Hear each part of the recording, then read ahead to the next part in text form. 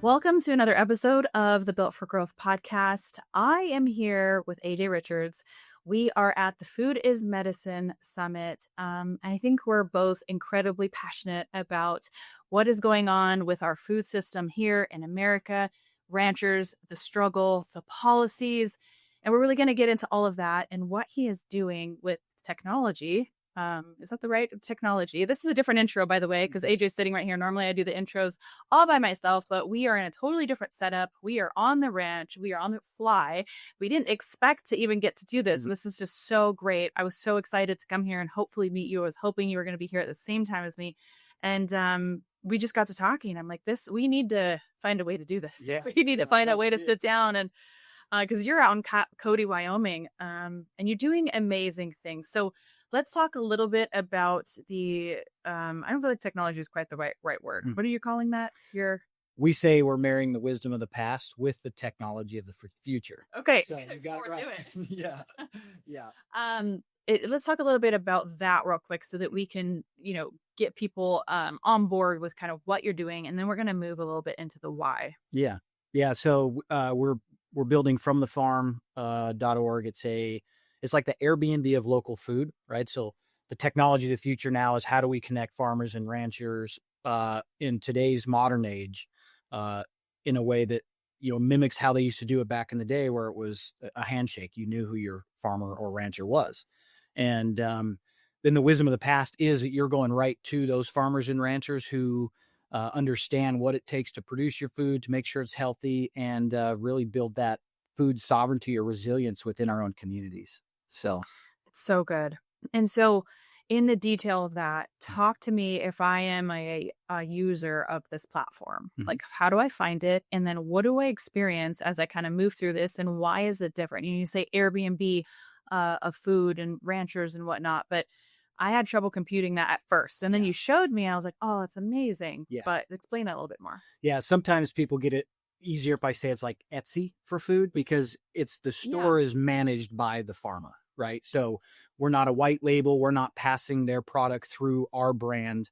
They build their own store on the website. So when you go to fromthefarm.org, you can search our map or you can just type in where you live and it'll bring the people up closest to you so that we can shorten that distance of the food mile and help you go as close to home as possible. But then when you buy from them, you're buying right from the family that grew it. That's what I was going to say. Who are those people? Yep. I mean, they are the people that feed you the right way. Yeah. Can I say that? Yeah. Right way. Sure. But I feel like there's a wrong way. There is a wrong way. And most people don't realize, we trust when we walk into a grocery store that we are buying food. Right. And in my opinion, 90% of what is in a traditional grocery store right now is not food. Right. It is dead and or toxic. Yeah. Highly processed. Yeah. And people, I think it helps to understand that, once you pick an apple off of the tree, it begins to degenerate. It begins to go bad. And that's why when we are shipping things from, Taiwan or China or everywhere else, there are things that are done to these fruits and vegetables to keep them looking the way that you would want your food to look when you eat it. But essentially, it is not really a live or nutritionally dense food. And we get so focused on the macros, right? People want to lose weight, so they start counting calories. I don't believe in that. Yeah. People want to lose weight, so they start cutting carbs. I don't necessarily believe in that because if you're eating a whole foods diet and you're getting the right nutrition, and you're feeding your gut microbiome and you're balanced from, the inside out, then the calories are going to naturally sort themselves. And you will be a healthy person and be able to determine that by not destroying your gut microbiome, which, for people, I was reading Ben Assadi's book on the way here, Metabolic Freedom. And he was talking about statistically the biggest loser and how, they calorie counted and they lost the weight. But if you go back and look, I think all or almost all put on at least the amount of weight that they had lost, if not more. Right. Because it didn't really, I think it was well intended, but there's been no reunions. Yeah. Of the biggest loser for that reason. Yeah. Yeah. So anyways, you had a background, you were saying, and who were you affiliated with? It wasn't the Biggest Loser, but Chris Powell from Extreme Makeover. Yeah. So okay. I lived in Phoenix for a while. We had a CrossFit gym and we started a sports entertainment company. We put CrossFit athletes head to head in weight divisions, and they earned a title belt if they won it. It was theirs to defend. And how did they win it? Like, what do you mean head to head? we would program a workout specifically for that size of athlete. So lighter weight athletes did far more gymnastics and then moderate weights, but our heavyweights were doing monster weight and then moderate gymnastics, right? So it was a way to showcase the capacity of that particular size of human being that was at their peak performance and really program it in their favor. So then it was a sprint. You're just watching two monsters go after it, or two, very. And they could be like any different kinds of sport, or no, it was people who knew how to do functional fitness, right? Because that's the kind of movements we programmed in. It was really cool. It was really entertaining. We grew it to about 250,000 live viewers every show, but it was my first foray as a real entrepreneur. So went up in a blaze of glory. But well, most of them do. Yeah, honestly, when you started, like that's right. So from there, when that ended, I moved over to Chris Powell's operation and helped put together a training program for people that had a lot of weight to lose. But my focus there was more of the, what's going on in the 6 inches between your ears. It was far less diet and exercise. It was behavioral change, right? Because you, just like you talked about Biggest Loser, you're on there for a short period of time. They got these people lose tons of weight, but they actually never served the root cause that led to the weight gain. Correct. And so we put a lot more time and energy into what that was. And unfortunately, most of the time, most of our clients were female, and it was all trauma-based almost, 90% of the time. So we focused on helping get through the trauma that led to that, right? Because food can be used just as drugs or alcohol or sex or whatever you're trying to fill that void with. Mechanism. Yeah, whatever that coping mechanism is. Well, that's food. The difference is you can see that on people, right? And so we focused way more on clearing up whatever past traumas had them not feel valued or worthy or whatever. And in many cases, they didn't know that was the impetus for the weight gain. And so that's where we put most of our focus. It's so interesting if just opening up and being totally transparent, which don't talk about this a lot, but for me, food is absolutely one of those challenges. Yeah. And I think a lot of people look at me and are like, oh, but you're so disciplined. How could that be? You just have mind over matter. And I'm telling you right now, when your body tells you that you need something, it's almost the impossible fight to not indulge. And so when I'm in a training camp and those kinds of things, then naturally I heal when I'm in a training camp because I eat more foods that are whole and more organic, and it's it's kind of a slippery slope in the right direction. However, when I don't have to have those things in place and I don't have some, a scale waiting for me, and I don't have, an opponent. Yeah. That's where it can get really emotionally and mentally challenging because I'm at my own free will, and food provides a sort of emotional fix for me. Yeah. And I could see myself, I can sympathize with people who struggle with eating addictions or eating, and use food as that coping mechanism, because I myself believe that's, one of my harder struggles as well. Yeah. I love food, and I have to kind of keep in mind and balance and work through those things, or if I have a traumatic attachment to certain things. And I dieted so hard at certain times in my life because of wrestling and because of fighting, that food began to feel scarce to my body. Yeah. And because of that, in a way, is its own trauma. When you are like a growing and developing female, and I'm sure this is, for men as well, but I think when you're meant to carry life and you pull too hard from the body at these times, it can get really tricky for women and our hormones. And so multiple times I've done that in my life. I've had, thyroid hypothyroidism. It was like, that was a, catalyst and of this kind of extreme dieting, and not understanding how to do it right. Cause I used to really look at the food pyramid and say, okay, well, that's the gold standard. Right?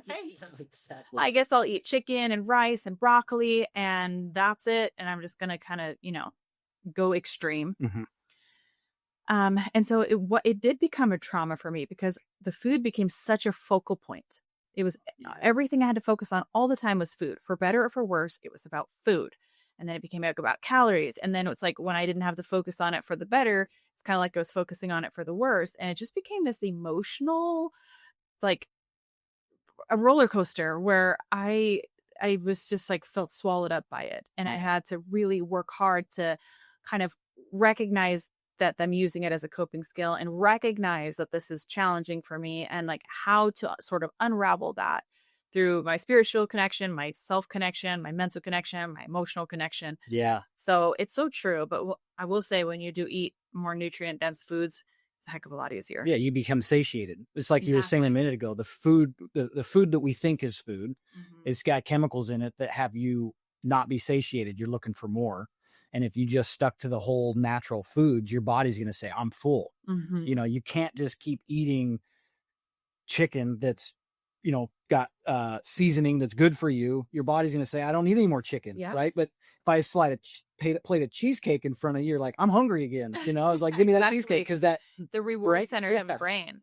Yeah. Yeah. I took a course in change psychology, so behavior change as well, and precision nutrition. And so much of it was the mental, emotional part. Yeah. To people actually getting healthy and losing weight. And sometimes I think we're focusing on, you know, that we're short-sighted in it with all the best of intentions. Yeah. It's much more complex. Yeah. And then the trauma focus and really the psychological change is reframing for people how they see themselves. Right. So if you don't see yourself as being worthy, even if you're not aware that you don't see yourself as being worthy, but that's the internal dialogue that's running. It's, you know, we as human beings, our brains are designed to create meaning, whether it's good or bad. It's always looking to create meaning for the things that's happening around us. And if we're not attached to what is happening in our deep psychology of the meaning that we're trying to create, then we typically will go to the worst case scenario. And then why are we self-sabotaging ourselves so often? We're not even connected to that. But when you start looking at whatever traumas were in your life and you clear those up, it could be something that's pretty traumatic, or it could be something that's not that traumatic, and you uncover it and you're like, oh my gosh, that's why I'm shoving my face full of Diet Coke all day long. Right. That was the thing and so you get that away. And then, you know, I used to tell people, I said, you know why athletes don't go to McDonald's? It's because they see themselves as athletes, and athletes don't eat McDonald's.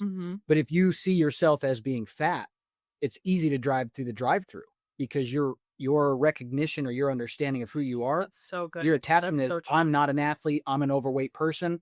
And so it's easy to pull through the drive-through. Yeah, it's so true.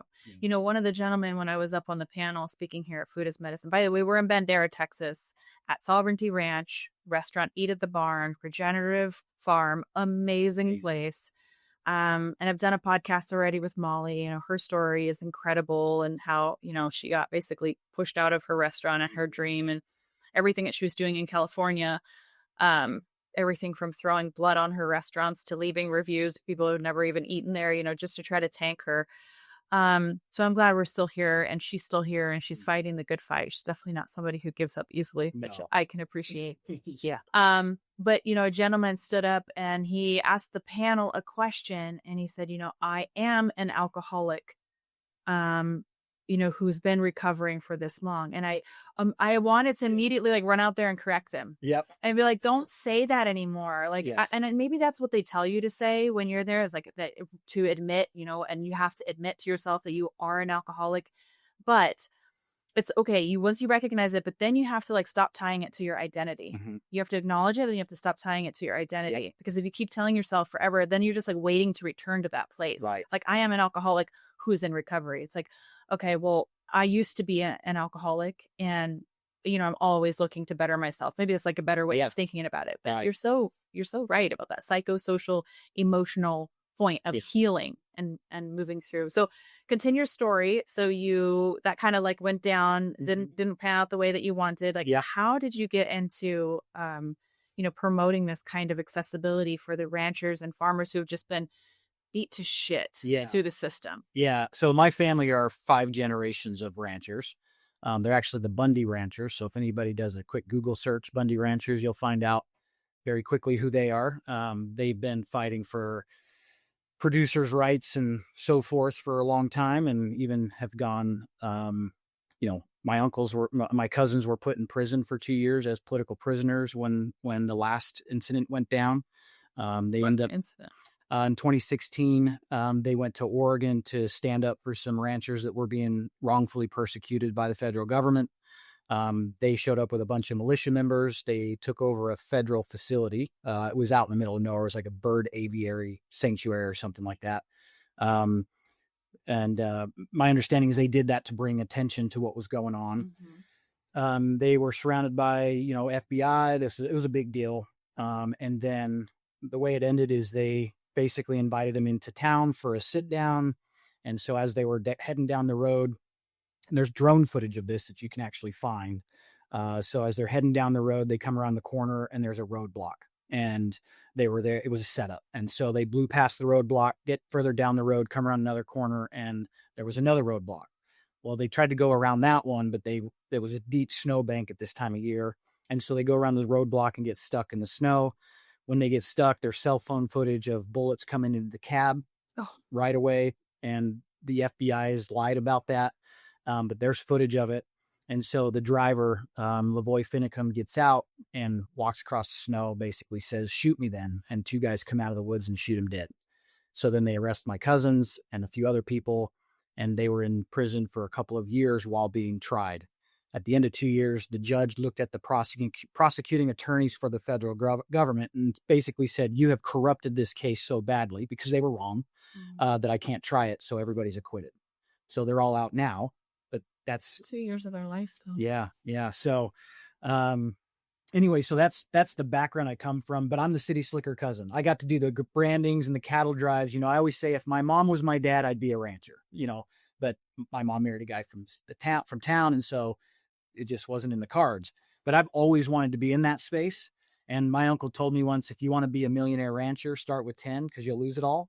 And so that's why I was in Phoenix trying to do all these fancy things. In my head, I would visualize, I'm Dana White. I'm going to disappear onto a ranch, come in, do this big show, and then get back on the ranch. Like that was my, sort of the vision in my head.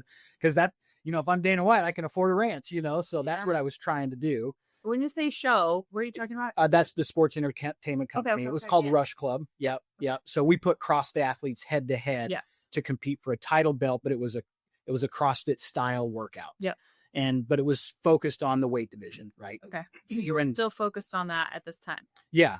I was just like, how do I make money so I can go buy my own ranch? Had no clue what was happening, nationally with our food system. I was just way disconnected from. When was this? Like what time frame? That was 2013 is when I started Rush Club, and it went all the way until 2018 when we went bankrupt. And so when I went bankrupt, I'm like, geez, I've been trying to do all of these other things to get into agriculture. So why don't I just go get into agriculture? And so I called my cousin and I said, "Hey, starting over, can I sell beef for your ranch?" And he said, "Yeah, we'd love to." And that was 2019. And so we started selling beef direct to consumer. It was doing really well. Then COVID hit. Yeah. I knew it was coming. Yeah. COVID hit. And for the first couple of weeks, it got really good because people were like, "Oh crap, we better know where our food comes from," And so then we called to get our next round of processing, take the cow to the processor and get it turned into beef. And they said, "We can get you in a year and a half." And I was like, "What?" Because prior, like literally the week before, we could call and they're like, "Yeah, how many you got?" 5. And they'd say, "Okay, bring them in next week." But in 1 week's time, it went from that to a year and a half backlog. And so then I went, "Oh crap, what's going on?" Now I was already kind of, I'm a combat veteran, so I'm easily triggered into fight or flight. My sympathetic nervous system's like, boom, let's go, so I was already feeling that way. And then when that happened, I was like, holy crap, we're in trouble. And so I started like looking into our food system as a whole, trying to figure out what is going on. And it became very clear that we are in real trouble as a nation. And so. What made you think that we were in real trouble? What were you saying? What were the red flags? So, the fact that all of a sudden we couldn't get processing for a year and a half was a major red flag, because if we can't get in, that means everybody else in town can't get in. So we have customers relying on us. Where are they going to get their food from? And how am I going to get that to them? And I'm listening to the radio talk about empty store shelves, but I'm seeing fat cows in the field that if customers knew how to get a hold of the farmer or rancher, they wouldn't be totally reliant on what's in the grocery store. And so it all just kind of came to a head. And, I've got 3 daughters and, the rest of my family. And so now I'm worried about them having food. And, so yeah, that's kind of the impetus. That's what started having me look into this. And when I saw the fat cow in the field and was hearing the radio, I'm like, somebody needs to build a website that makes it easy to connect with your farmer and rancher. And in my head, I'm like, like Airbnb for food. Mm-hmm. And, I'm like, yeah, somebody should do that. I know nothing about software. I'm literally working Walmart distribution, throwing concrete, just trying to make ends meet after a bankruptcy, and then selling beef on the side. Have no idea where it's going to go. Right. And so here's this great big grand vision that I know nothing about. So yeah, somebody should do that. And so I love the idea of jumping before the net appears. Yeah, I do that often. I was going to say, it sounds like it. I wanted to say it a couple times. I'm like, oh, he jumps before the net. Yes. And that's good though, because I think sometimes you have to jump before you know it's going to work. Yeah. And then sometimes it doesn't work. Yeah. And that's also great. Right. Because you will be led along the way to figure out how to make it work. Yeah. But if you never jump, you don't even know if the net's there or what the obstacles will be. Right. Just got to go for it sometimes and not have it all perfect and not have a plan and not have all the money. Yep. And not have any of the money actually. Yep. And just go. Yep. We're very much building this plane as we're flying it, but God called me to it. It's that simple. Like I tried to not do it. I didn't want to. I didn't know how to. I would rather just be trailing cattle on the ranch with my cousin, right? And now I spend 12 hours a day behind the desk or on the phone, right? So I'm not. That was your calling. Mm-hmm. Yeah, and so I'm. You were telling me you couldn't sleep. Yes. Tell me about that. Like when this came to you, you're like, no, I mean, someone should do this. Yep. But you did not think it was you. No, and I even sent a message to a friend of mine who just graduated school as a full stack software developer, which I had to Google what that meant. Because as I had this idea, I'm like, who could do this? Because we need it as a nation. Like we're in trouble if we don't if we don't make it profitable to be farmers and ranchers again. We're not going to have we're going to be fully reliant on corporations or the government to grow our food. And that's not good for anybody. Or print. Yes, right. So I'm like, I'm not doing this. I sent a message to my buddy. He said he wasn't doing it. And I'm like, crap. So I'd lay my head down at night and I would picture this face of this man in Iraq when we took them care packages. And I would see me as him watching other men feed my children. And so I couldn't sleep. And I hadn't thought about that moment for, 15 to 20 years, however long it'd been since I'd been. That never once came across my mind. And now I'm seeing it every night. What happened? What was the situation there where the system was so broken that they can't feed themselves? And did you see any of that sort of happening here, or is there any crossover? Or am I asking you? No, that's exactly what I was worried about. Is like, okay, I see what war has done to Iraq and how these people are really struggling, and it's that the country is a desert, right? Which I learned later wasn't always the case. The major portions of Iraq were a wetland, but a dictator dammed off all the water to dry it out so that he could see if the enemy was crossing his borders. And so there's entire cultures in Iraq that are gone because of one dictator, right? And it's all dried up. And so I'm like, they're shutting off the water in California. Yep. Right. Yep. And so those poor ranchers, that's breaking my heart right now. I keep the algorithm is still in my feed and I'm just like, what can we do for these people? I mean, this is horrible without notice right before their crops are ready. Mm-hmm. Now they're having to take, a lot of the hay that they would sell and they're having to refeed it back to their cat. And they're just struggling on every which way. I was like, it's already so hard. Yeah. And I know we're going to get into that, how difficult it is for them. But, to have the reliance that, the government is going to make sure that it's right or is going to take care of us or, in a situation like that, where we are dependent on our water and somebody can just take it. Yeah. Or, that we need to pass more good legislation and, protect the farmers and the ranchers. Right. Right. Yeah. The government doesn't seem to do anything great, and maybe it's because they're just trying to do too much. Maybe they just need to let the citizens do a lot of that and stay out of their way. An idea. Right. That's a novel idea. So, yeah, I was just like super worried about it. I mean, again, my kids and I had been in a combat zone and I know what what that looks like. And so I was just really worried about that. So I said, okay, God, who do I got to talk to? Like, I don't know anything about this, but where do I go? What do I do? Cause I'm clueless. And so, just started asking questions. And then I met my mentor who was building software in my hometown. And he said, okay, I see what you want to do. You just sent like a post out or something. Yeah, I just posted on Facebook. Hey, I have a software idea. I have no idea how to do this. Can somebody point me in the right direction? That's literally what I did. Yeah. Build the plane as I fly. Story though. I love that part of the story that you just put it out there and the universe basically conspired with you. Yep. God conspired with you. Yep. He knew that if you were seeking it, he would find a way to connect it for you. So sometimes you just you got to believe and you got to move before you're prepared to do it. Yeah. The personal growth during this has been, frankly, I'd be a year ahead if it wasn't for the personal growth, right? If I was somebody who already felt comfortable with all of this stuff, but there were a lot of obstacles that would show up and it would slow me down and I would reconsider what I'm doing here. And then God would find another way to make it clear to me that you're not done.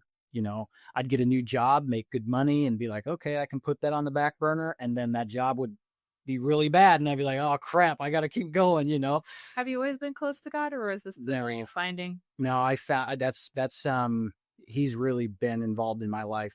He's always been involved in my life. I just didn't hear him until recently, I was raised Mormon.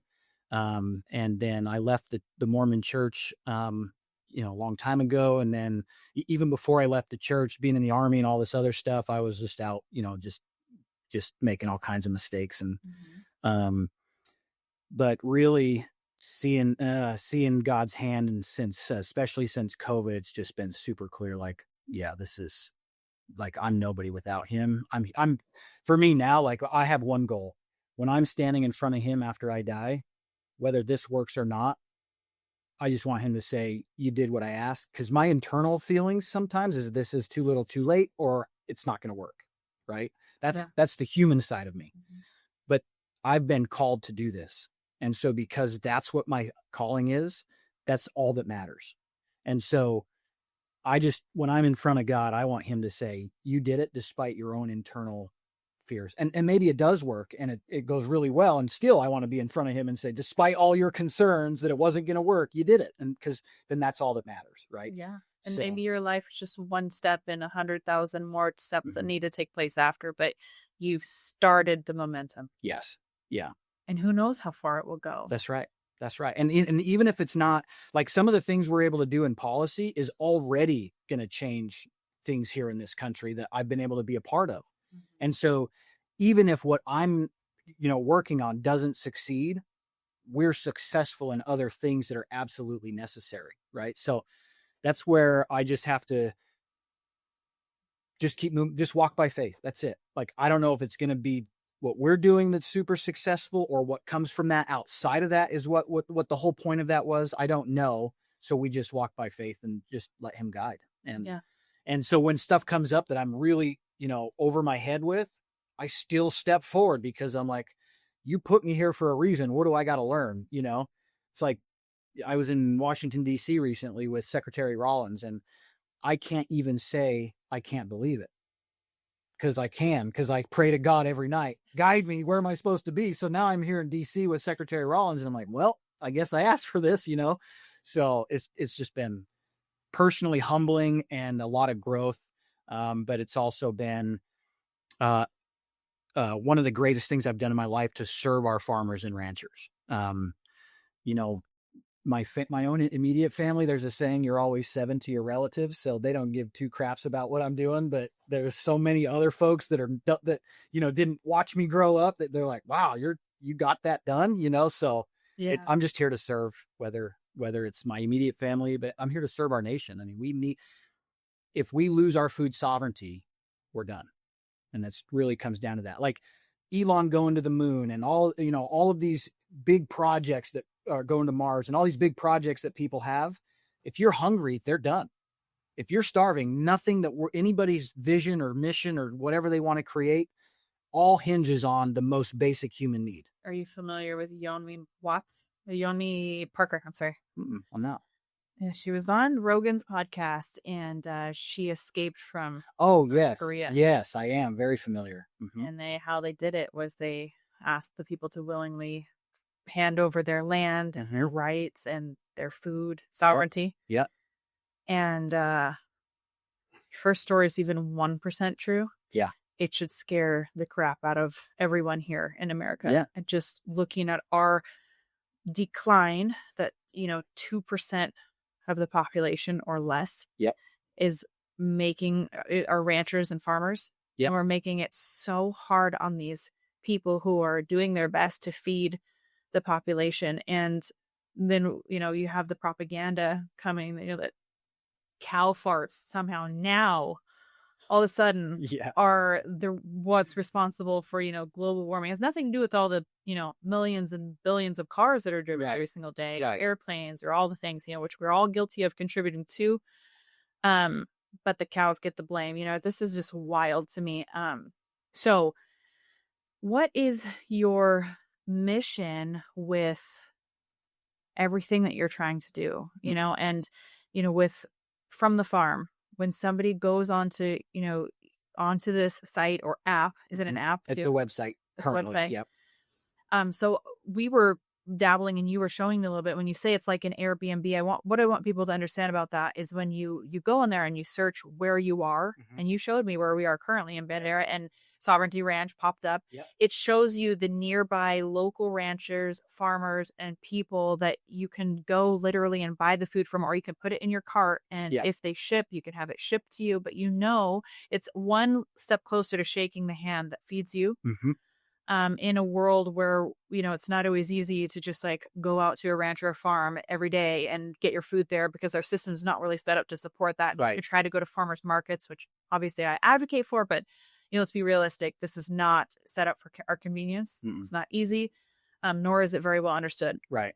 But I love that experience, that the way that it populates the ranch and the farms around the area and gives the accessibility. And it also kind of cuts out the middleman. Yes. So can you explain that a little bit better, why this is so helpful to the farmers? Yeah. So when my mentor, said the last thing I would ever do as a startup is software, because only 1 in 2,000 make it. So if you're going to do this, you better know for sure how and that there's a need. And so I spent the next 3.5 years interviewing as many farms and ranches as I could, expressing this concept I had, asking them to not tell me it was cool, but to tell me what's wrong with it so that I could do it right. And what I heard from every single one of them was, we need a competitive marketplace, because the current marketplace is controlled by big food, right? Big ag, big food. We have four companies that control 85% of the meat we consume in America, right? And so they control that marketplace. When those ranchers go to the auction and sell their cows, the prices at the auction are typically manipulated by these big four, and they actually call it an 8 to 10 year swing. So do you know the four by name? Yep. JBS, Cargill, Morfrig, and Tyson. JBS and Morfrig are Brazilian owned. Tyson is multinational, and Cargill is it's a big corrupt family owned business that's been around for a long time.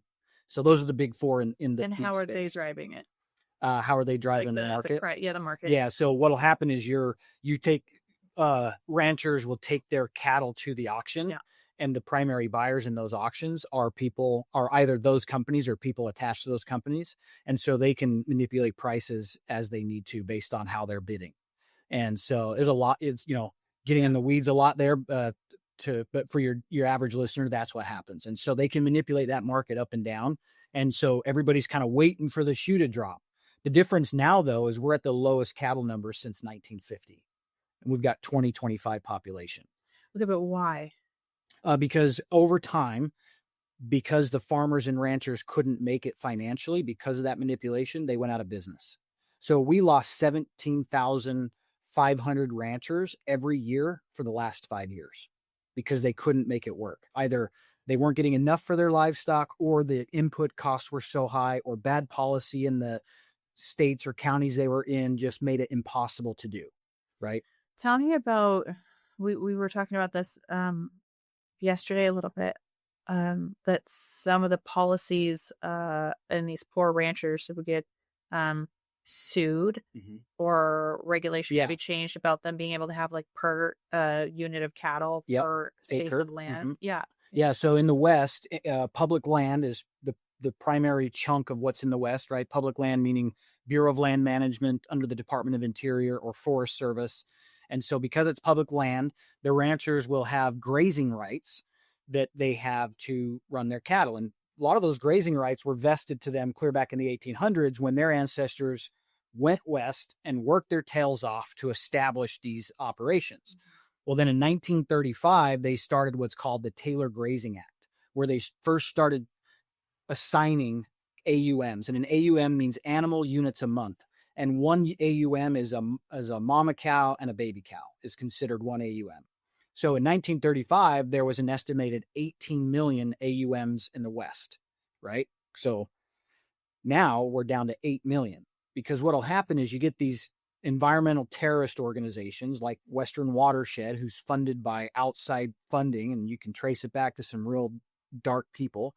And so what they'll do is they'll go to, if I have a ranch in this particular area of Wyoming, and let's say it's 100,000 acres, I don't own it, I just have the right to the grazing of it. They'll go to the BLM and say, we're suing this Bureau of Land Management. Okay. Yeah, the original BLM. So they're going to sue the BLM for a negative environmental impact. Let's take a sage grouse or sage chicken. It's a bird. And they'll say the ranchers' cattle are hurting the sage grouse. And so they sue the BLM for that rancher to not be there. And so the rancher won't go hire an attorney. They can't afford one to defend it. And so it's a sue and settle. So the BLM will say, hey, rancher, you did have 1,000 AUMs on that piece, but you lost the lawsuit because you're hurting the sage grouse. So now you only get 500. So they cut their herds. And that's our food. Not to mention that's that family's livelihood. And so that's another reason we're losing all these ranches, because they can't afford to run enough. They can't run enough cattle, livestock to cover the cost of being there. Right. And so they'll sue and settle, and then we just get it chipped away. And now we're down to 8 million AUMs. And if you live in the West, this is what's going to piss you off even more. Taylor Grazing Act, we averaged 2 million acres of wildfires a year.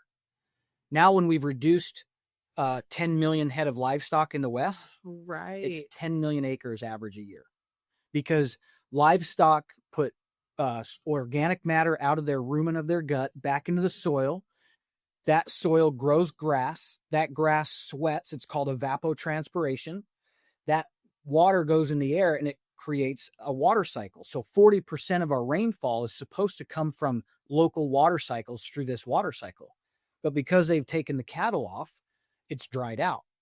And also, as the forest grows, these ruminating animals, it used to be bison. We had 60 million bison roaming through the West before we killed them all and pushed the natives onto their tribal lands, right? And so those wildlife manage the ground.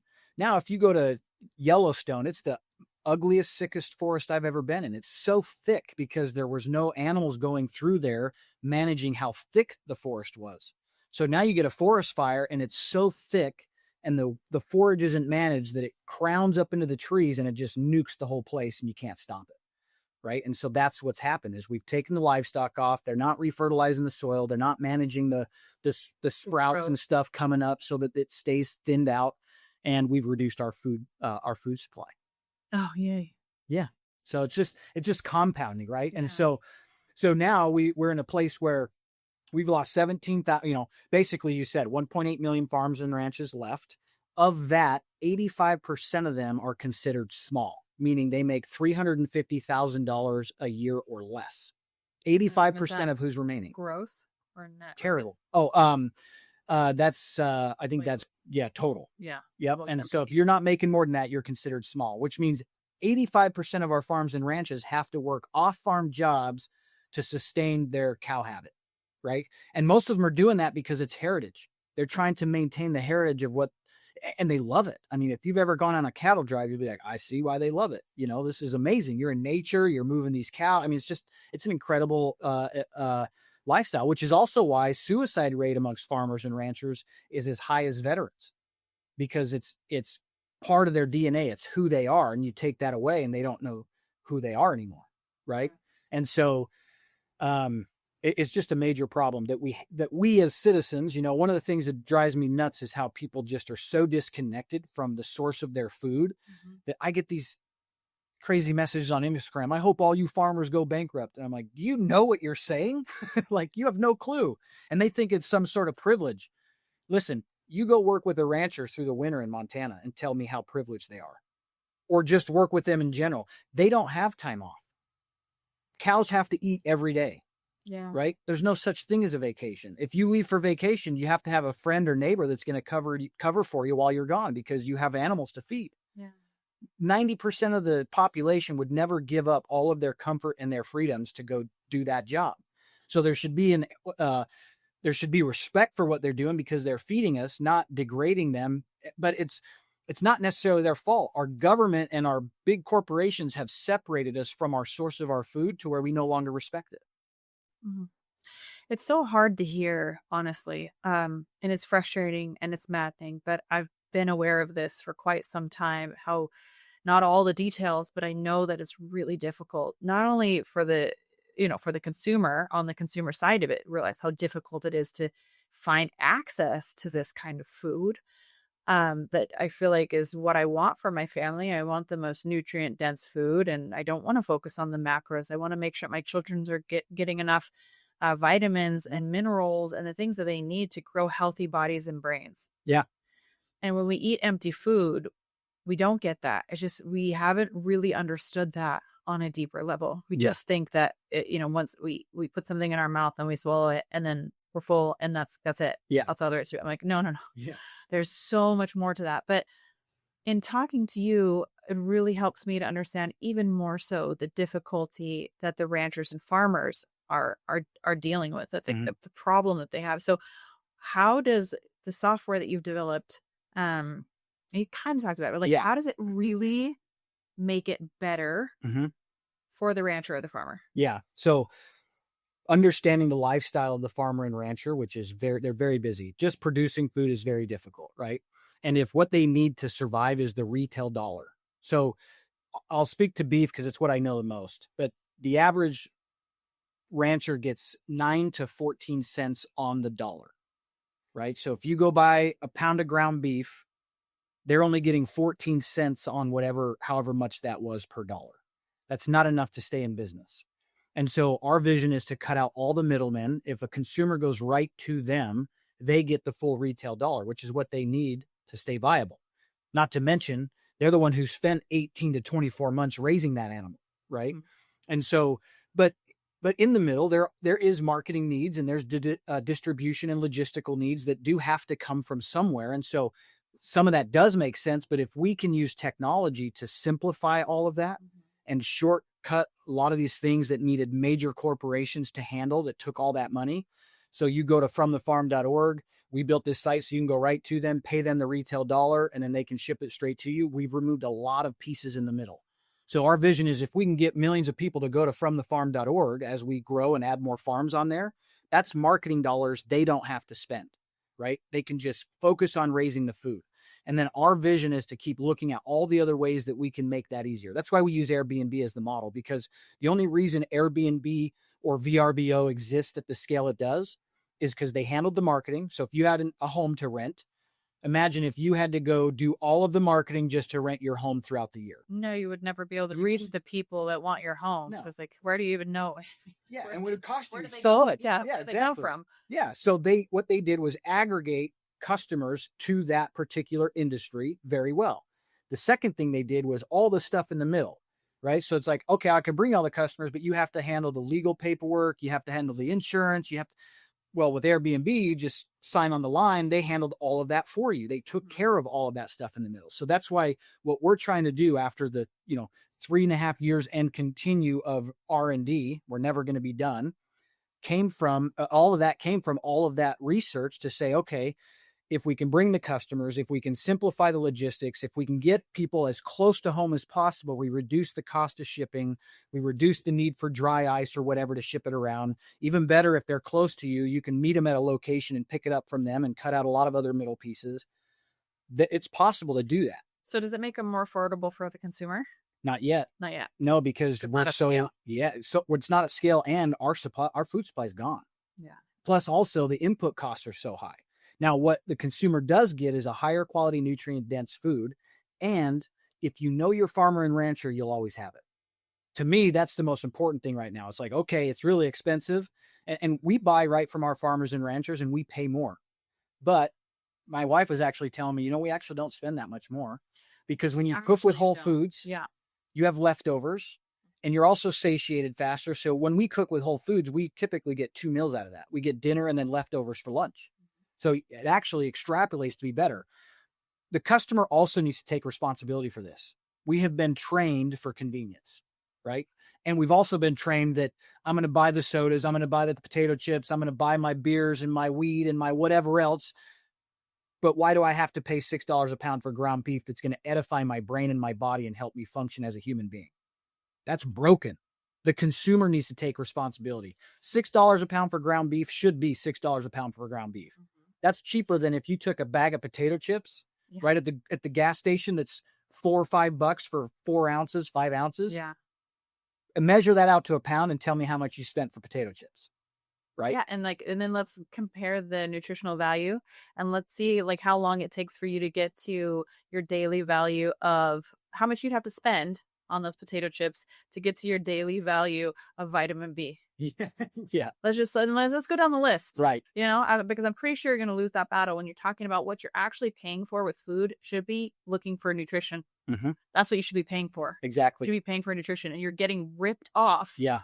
Royally. Yes. By people who have taken these big companies, and they're preying on the reward centers of the brain.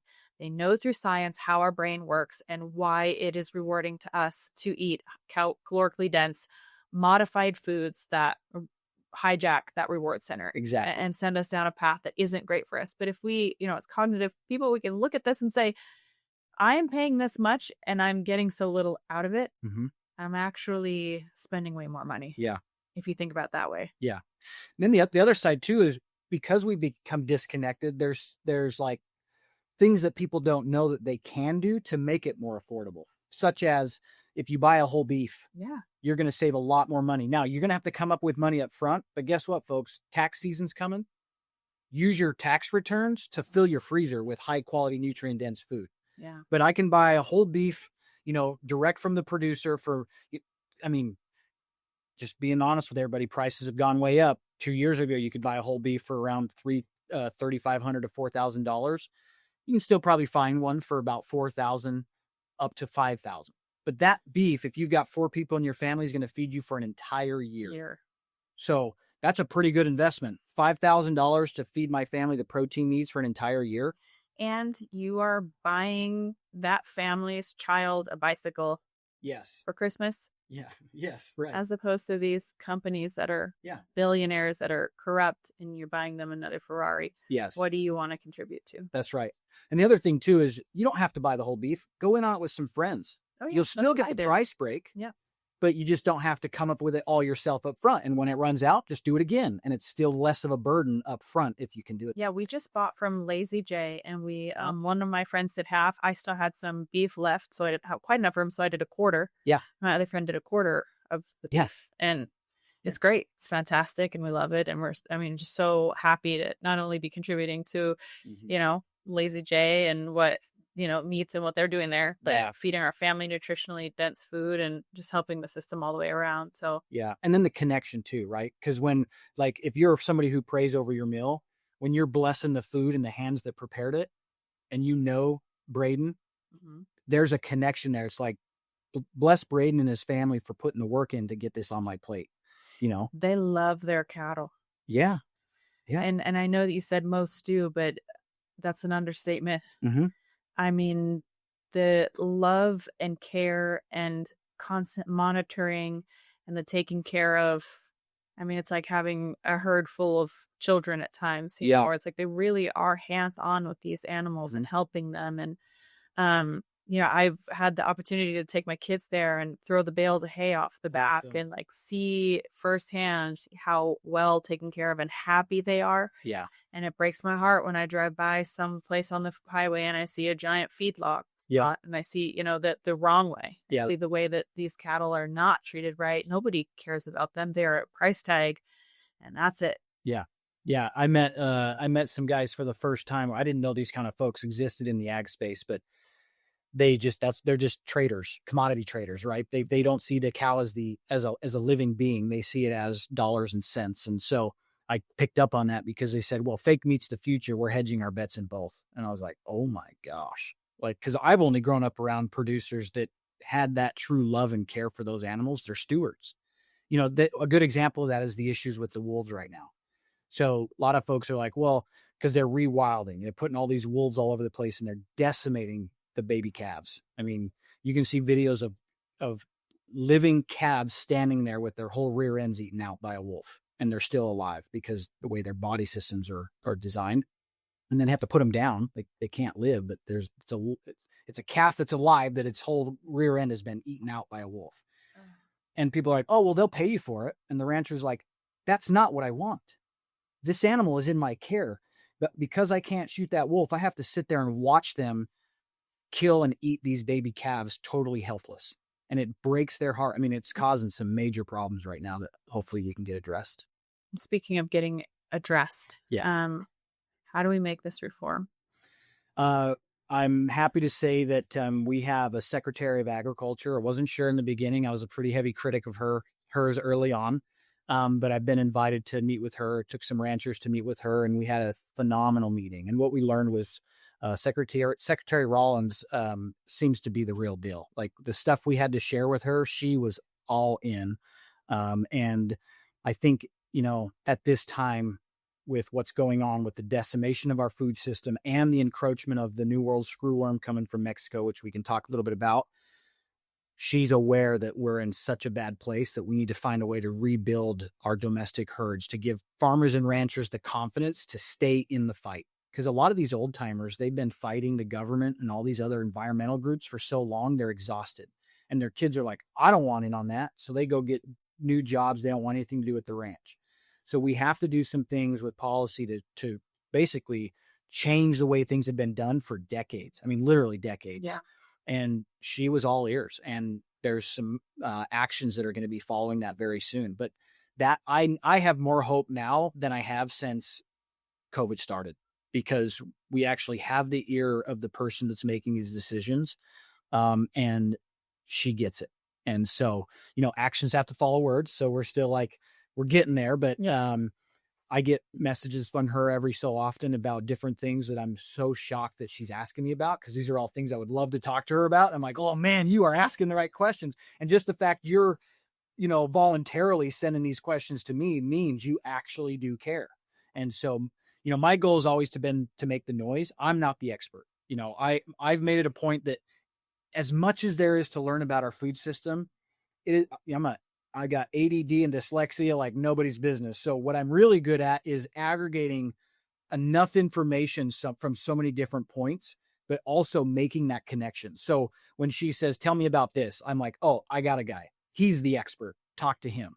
And so I just try to make enough noise to get the right message in front of the right people. And then I'll bring the expert in that can help her, hit the bullseye, is essentially what we're doing. What would be a great starting point for the ranchers and farmers? We can mostly talk about the ranchers. How would we begin to even make a difference? What are some steps? Yeah, two primary things I see is one, get them sold out direct to consumer. So I think there needs to be a nationwide direct to consumer marketing campaign funded by the federal government at the same scale that they did Victory Gardens in World War II. I truly believe that's where we're at. World War II. Victory Gardens World War II? During World War II, because we were fighting a massive war. The government called on every citizen to grow a garden so that they could. Oh, I love that. A couple of things. They needed to free up the transportation on the rail lines of moving food so they could move weapons and all the other things. They also needed to produce enough food so they could put it into basically meals to send over to our troops, right? And so they promoted this all across the nation, and people were growing gardens in every town nationwide. And so I think we need that same scale of promotion, not to the corporations, not to the grocery stores, shake the hand that feeds you. that's what we need there. So that's one, because if we can get that retail dollar directly into their bank accounts, that's the fastest way to start showing them that you've got American people that are here to help you and make sure you're around. So I think that's one thing they need to do. The other thing they need to do is get policies out of the way that have hamstrung our producers from actually being able to produce. Specifically in the West, we talked about those AUMs. They need to restore those. I think they need to go all the way back to the Taylor Grazing Act. Whether or not they can go that far or what it takes to get there, I don't know. But that's something that I think needs to be done right away. Okay. And real quick, not to leave on a really negative note, but yeah, the screwworm thing. Yes. So the New World screwworm, basically what that is it's a fly, but the larva eats living flesh. We had this problem in the 40s to the 60s, and we eradicated it by irradiating male flies. And then they released those flies, so when they bred, they didn't breed, right? And so that's what got rid of them, and we pushed them way down to South America. Well, now over the last little while, it's been making its way back this direction. Partly because Mexico is not doing their job in keeping it south of their border. And now the most recent New World screwworm case was found only 70 miles south of our border. So this is the big concern. Because we have the lowest herd number since 1950, if that thing comes back into our country and starts wiping out these cattle, we're going to be in real big trouble. The other part of that that's really scary is that, back in the 40s and 40s to the 60s, we had all of these ranchers with their own herds. And so even then it was devastating, but they still had a better chance of keeping an eye on their herd because the cattle were spread out. Now you have 100,000 cows in one feedlot. Good luck trying to doctor and keep an eye on all of your livestock if the New World screwworm is going through there in a major swath across that herd, because there's so many of them, it's going to be really hard to keep an eye on. New World screwworm is scary because they don't just attack cattle. Anything that's got an open wound, I mean, even if it's just like you get a shot and that little bit of blood comes out, that's enough for them to find it, lay their larva, and then cause a problem. People have died from this. People are dying from this in south of our border. I think I read somewhere that like 26 people had died from the New World screwworm already. I don't know if it was in Mexico or further south. It's because, babies were more subject to it because a fly would, baby's under the tree, fly lands on the baby, goes up its nose, lays its eggs, and then those worms do their job and the baby dies. Like human baby, not cows. So it's not just beef that we're worried about. It's a problem. Mexico's doing anything yet? No. They are trying, but I don't think they're doing it fast enough. I mean, just yesterday, Secretary Rollins posted that this border will not open until you guys do what you're supposed to. What we're doing is she's building these facilities to breed those flies, but the amount of time it's going to take to build the facility and get those flies ready and dispersed, I don't know how long. Wait, what do you mean? What do you mean breed the flies? So irradiate the male flies. So they have to have male flies in these facilities where they irradiate them so they become sterile, and then they release them by the hundreds of thousands, so that when they release them, then they find the females and breed, and then those females don't breed living eggs. Okay. Does that make sense? Yeah, it does.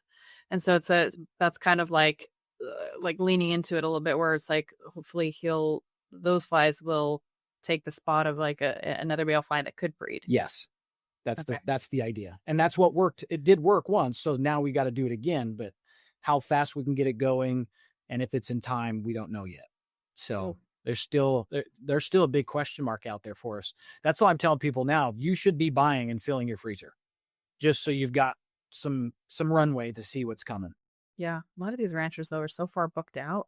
They are. Yeah. Oh my gosh. Because there's not enough supply for the demand, Mm-hmm. which is a good problem to have in the sense that people are wanting it. Yes. We gotta glue together. Yes. And figure out how to help these ranchers that have just been beat to heck over the whole thing. So is there other ways that the listeners or people can support, or things that they should keep their eye on, any ways that they can vote or donate or support?